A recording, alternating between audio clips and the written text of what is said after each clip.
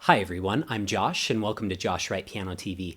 Thank you so much for joining me today. I'm happy you're here. I wanted to talk today about something that I recently read in a book called The 80-20 Principle and how it can apply to your practice sessions.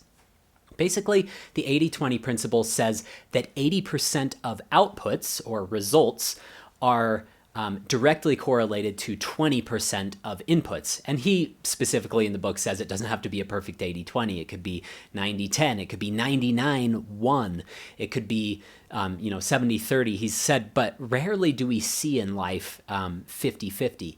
And it's a really interesting thought. I want you to think, you can even pause the video if you need. What are the most effective days that you can remember of your practicing? Usually mine consist of right before a competition or right when I'm learning a brand new piece. I'm really engaged with listening carefully to a lot of recordings, or during the memorizing phase, I'm really efficient.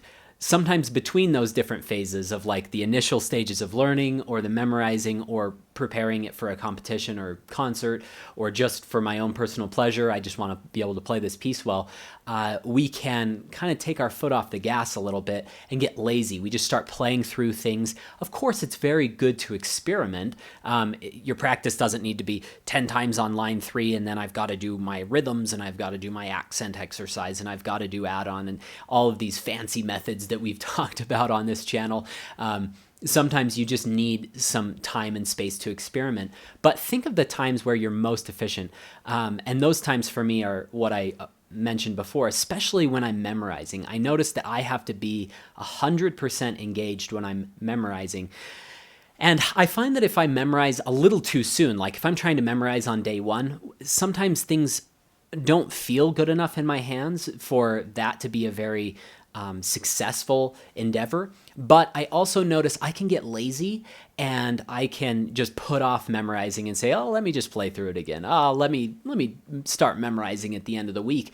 And then I'm letting valuable time pass, just kind of glossing over the music. Yeah, I'm still thinking of my dynamics. I'm still thinking of voicing and rubato. So it's not like inefficient, mindless practice.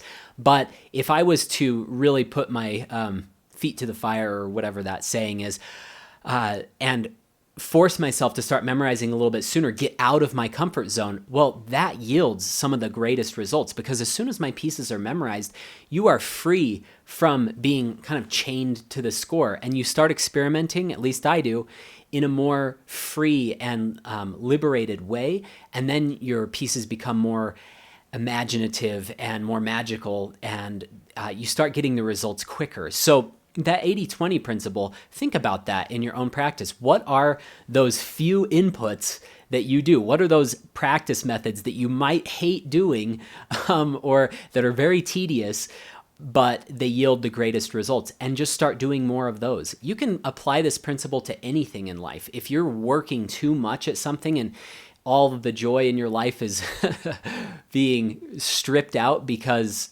you're focusing too much, then maybe you need to reallocate that. I've recently done that with some of my private teaching. I've switched to all 30-minute lessons rather than doing hour lessons with all my students, just because I noticed I didn't have enough time to successfully work on all of my endeavors. I wasn't practicing as much teaching everybody an hour lesson. I wasn't doing as good of a job as I wanted to with some of the recordings that I was making for my courses. So I said, I need a little bit more breathing room. Now, if I cut teaching out completely, I'd be very sad because I love my students so much. So everything is a balancing act. But think of that 80-20 principle. Again, 80% of your results come from only 20% of your inputs. So figure out what those 20% of your most efficient inputs are to give you the maximum amount of results, and focus all of your efforts on those. And I think that you'll start to change your life in some very beneficial ways. Ever since I read that book, I'm only about a third of the way through it, and I honestly feel like I kind of got the message of the book in the first 20 pages.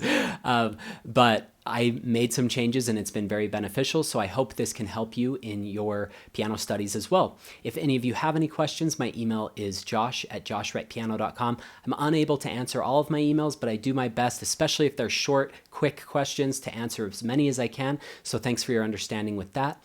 I'll also leave a few links in the description below. One of them is for a free webinar containing 10 of my favorite tips, so that might be a good unlock for your 20% on the 80-20 principle. Go check that out if you haven't already. You can also check out a couple of my paid courses in the description below, as well as a link to all the gear that I use to make these videos if you are wanting to record yourself. I also have some fun theory books and other gear and books and CDs that I recommend highly, so you can check that out as well. Have a great week. Good luck in your practice sessions.